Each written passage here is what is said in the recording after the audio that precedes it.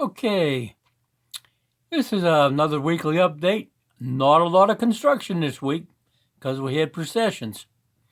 That's the Easter celebration in the town. And we have what they call procession carriage. It's like a parade float. If you're not Catholic, it's a parade float. Anyway, they finished up this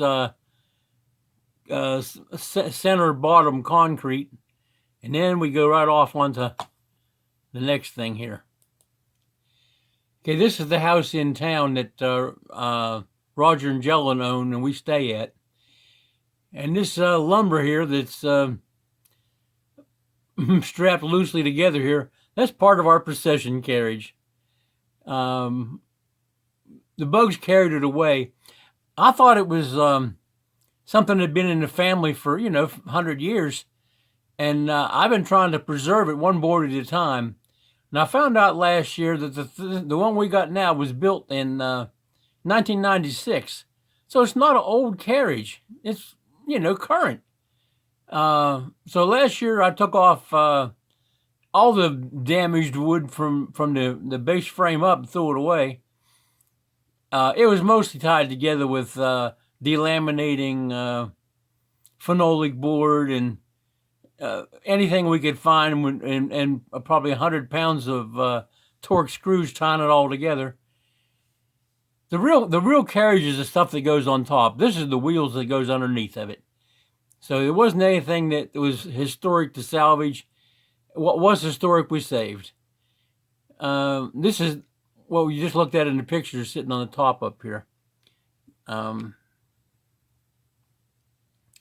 then there's another skirt. And then there's a tapered out skirt that goes on this bottom down here. It's not on it because we left before we got those four boards cut. The big numbers, lost in translation. What we were expecting to see was a little inch wide spot of yellow or white paint. And then written on that with a Sharpie pen or a permanent marker, numbers. And this is how you reassemble all these boards so that the screws go back in the original holes. If you keep making holes, then you're going to make it rot again.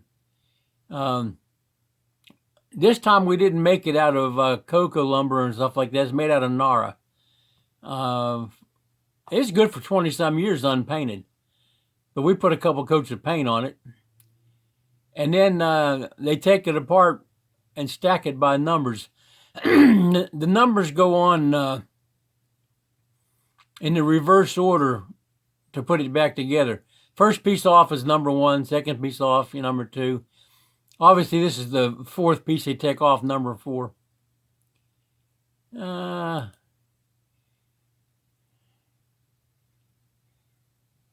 This gives you a relative scale of it. This top piece up here is 4 foot by 8 foot. So it's about 9.5 feet by 6 feet. The wheels are made in town by the guy who built the first carriage on top of this.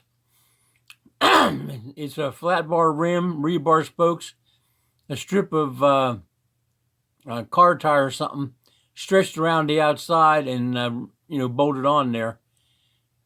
These wheels have lasted 20-some years already. Though we are planning on using more modern wheels on the next rebuild. And that's the generator that runs the lights and stuff. Apparently they did the way I asked them last year. I told them that when they're done with it, start it up, turn the fuel off, and walk away. It'll use up everything in the fuel lines in the carburetor, and we won't get all that varnish built up in the carburetor, which takes me half a day to fix. It's a miserable thing to get at. And about one time out of 3, you have to buy a new carburetor because the die cast is zinc, and trying to get it apart, it breaks. Anyway, they've got the they got the generator out. I've yet to see whether it ran or not. Everything you see in this picture was built in the backyard of the house in town while we were gone. They put up a full house, a dirty kitchen, carport. This is some of the original warehouse, the great-grandmother's warehouse. Somewhere under here is the well that belongs to our property, or our brother-in-law's property. It looks like they've enclosed the well. Yeah. He's a real forgiving fella, but if you steal his well, he might get upset when he finds out. I'm not going to tell him right away. Okay, after they got the carriage halfway together, we had a day or two. So we had a cement delivery. That's, I don't know, maybe 150 bags. City Light is up near Manila. It's about 2/3 of the way to Manila from us.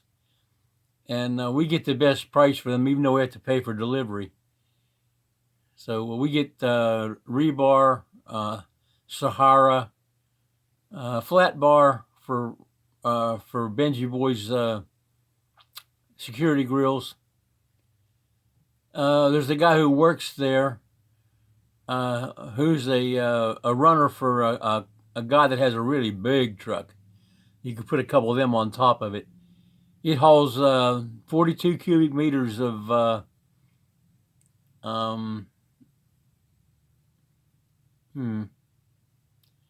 I guess it's sand. No, rock. There's 40 meters of sand or 42 cubic meters of rock. That's the weight limit on the tires. We order 40. They put 42. And the selling price of the difference goes to our guy that arranges it all, called Wilson. That's his pay. So we order a full truckload because we get a price that's, I don't know, 60% off. We couldn't afford to build this house if we didn't find ways to get things for a price. You see over here, that's the dirty kitchen. Never got a roof. They built this while we were gone. We're real good at putting down slabs. All the in-ground work, the digging, the foundation, piers, columns, tie beams. We do real good at that. And we always figure that you can put the stuff on top of the ground any time of the year, rainy season, whatever. So this was ready. It had some vertical rebars to locate the walls. And they're pretty familiar with regular forms and the slip forms. So we just told them to build us a building, and they did. That's another view of the City Light truck. He's got to make a turn here on this driveway. I don't know how they get that thing down in there. These folded down things here is not boxed on. These are the sides of the truck. They flip up and they get pinned up, and that keeps stuff from getting off when they drive down the road. But they're real reliable. On-time delivery. Never a problem with them not sticking to the price that they quoted. Yeah, we're going to be done with this in a minute. They're only got about a third of it to go now. They went down there and stockpiled some stuff for a day or two. Still stockpiling stuff. Almost dusk. If they're working that late on carrying bags, they're about ready to pour concrete. And it looks like the northwest corner is coming into play now. They've got all three of the bottom ones and the northeast corner. So I'm thinking the northwest corner is going to be next. Okay, back to Processions. This is Lena. She takes care of managing she's sort of the general manager of everything Maragondon. They call this fella Nane, but his name's Alicio. His daughter's name's Elise. And that looks like Oriel. He works for us occasionally, but he's got a steady welding job. We got him and Boy to go to... it's a thing that replaces high school if you didn't finish high school. And they take all the same standardized tests that the high school kids take, and when they pass them, they get a certificate, and that lets them get into a trade school. So they went on their own time on Saturdays. I don't think we really paid any of it. We might have helped them some, but basically they went to welding school. But they didn't get to use the welding equipment because there's like 40 people in the class and 2 welding machines. So they came back and they were looking for a welding job. Everybody wanted experience. So we said, well, we'll build something out of metal and we'll get a welding machine and you all use it and get some experience. So they said they needed 2 years of experience. And I said, oh, wow, that's a lot of welding.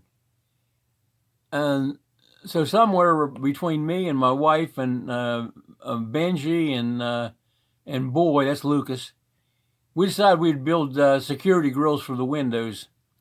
And that branched off into having them build security grill doors.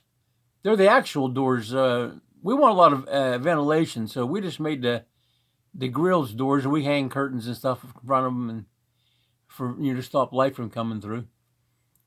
Anyway, they're on to the 3rd year of welding now. We bought everybody their own welding machine, gave them their own auto darkening helmet. We supply the welding rods and we supply the metal for what they build.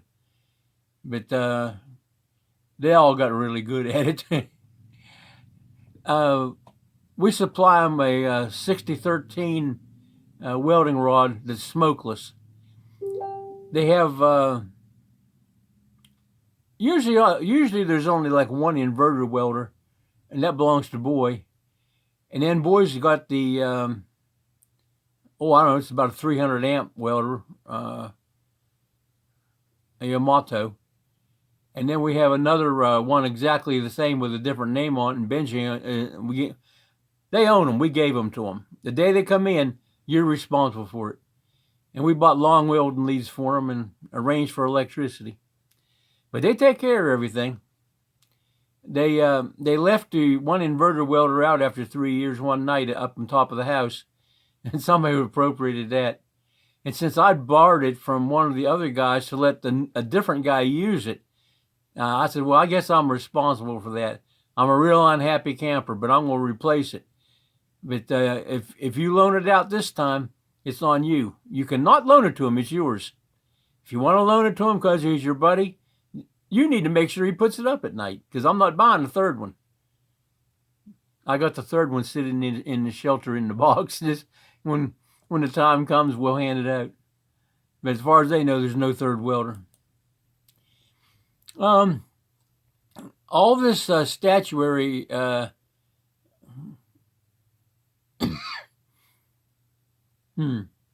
well, the donkey's little donkey, the Christ figure, 2 or 3 of these figures are all hand-carved wood. The guy who used to paint them and maintain them, who actually built them, he's got into his 90s now, and he doesn't work on it anymore. This figure here was weather damaged in the house where he stored it at. So this one was made by Oka. He's our artist on site. He come down from another island to do ice carving for a resort. Resort folded up. So he did sand carvings down on the hard sand at the river. They're 5 years old now and look like he did them yesterday. I don't know what that sand is, but we should have used it in the house. Anyway, he made this out of concrete.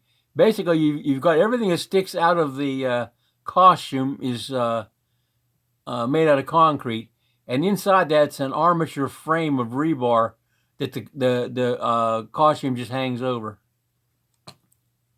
Where are we at? Side view of the thing. Benji's working on the lights. He does the electrical. This piece here is the base was part of the original carriage, I believe. I think that's concrete. Might be wood, but I kind of think it's good. You see there's some really big bolts that goes down through this thing. This comes, the figure and the donkey are 2 separate pieces. So a couple of guys can pick up either one of them and move them around. These figures over here are also full figures carved in wood. Okay, they're putting the flowers on. You can see these numbers up here. There's an upper skirt that's supposed to go around this. It wraps on that, just like a person's skirt, you know. I guess they didn't know to put it on there, or they couldn't find it. Um, Somebody may have made clothes out of it during the year, because they only use this for a week out of the year. And plus, my wife always buys that new every year, and we weren't over there, so she had Lena pick out this and have it sewed up. But apparently, it got lost in translation that they're supposed to cover all this wood with something, so it didn't get covered. This church is like 330 years old, built back in Spanish times. That was just before some kind of upheaval in Europe about the Spaniards, and anything that was a colony, they ran everybody off that was Spanish. And the priests that built this church didn't really get to use it. They were exiled, and the Jesuits took it over it. They were apparently on the right side of the war in Europe that got the first priest sent to a different country, basically.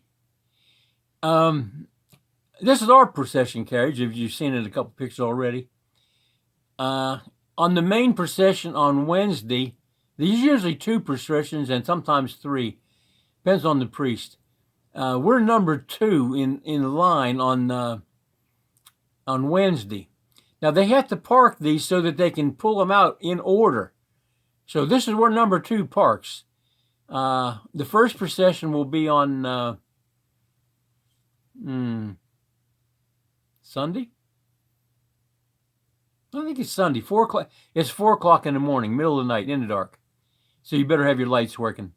But there's only 2 carriages used in that first procession. Ours being one of them, and I'm not sure whose the other one is. Or we're triumphal entry. This is coming into the city riding on the ass. They all have a theme that does do with Easter. Last year, the only procession carriage that was presented at the church was our carriage. They had the triumphal entry. It was parked inside of the church here for a week, and then they took it back apart. They didn't go through the streets because they weren't allowed to have basically the entire town in a giant parade through the town on the streets. There's hardly anybody left to watch unless you're not able to walk the route, and then you're in your yard watching it or sitting. We sit on chairs out front, us old people. But everybody else, if there's 150,000 people in this town, 148,000 of them are in it. There are 42 floats, I think. Some of them are much older than ours. They're as old as I thought this one was. The floats are by invitation of the priest. They have something they want to remember for Holy Week, and they ask parishioners that think can afford it to build them a procession carriage. Okay, the generator's working. We got lights. This will be the first procession.